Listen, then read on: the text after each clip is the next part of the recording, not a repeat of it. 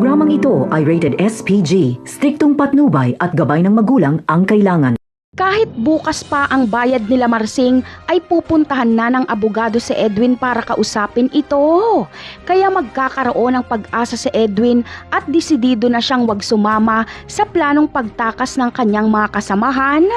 Ngunit sa muling pagdalaw nila Marsing kay Edwin ay malalaman niya kung gaano kamahal ang singil ng abogado. Kaya naman, mapipilitan na lang si Edwin na tumakas. Alam niya kasing walang pagkukunang ganong kalaking halaga ang kanyang mga magulang. Ngunit ang pagtakas nila Edwin ay isang malaking kapalpakan dahil napaghandaan na ito nila Jacobe. Habang ibabiyahe sila Edwin papuntang koreksyonal ay manlalaban sila sa mga kapulisan. Sa bandang huli ay mamamatay sila Edwin.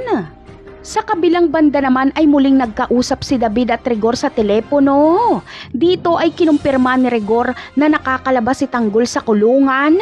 Kaya naman sinabi ni David kay Olga na kaya pala tinatanggihan si Olga ng mga taga-koreksyonal na patayin si Tanggol dahil napapakinabangan pala nila ito. Kaya tatawag si Olga kay Balatukan. Galit na galit si Olga at gusto niyang tapusin na si Tanggol. Dahil kung hindi ay ibubunyag ni Olga ang ginagawang pagpapalabas-pasok ni Tanggol sa kulungan. Malaking problema ito para kay Balatukan. Dahil kapag ginawa nga ito ni Olga ay makukulong sila nila Espinas at Makasantos. Napakarami pa nating dapat abangan sa mga susunod na episode. Paalam!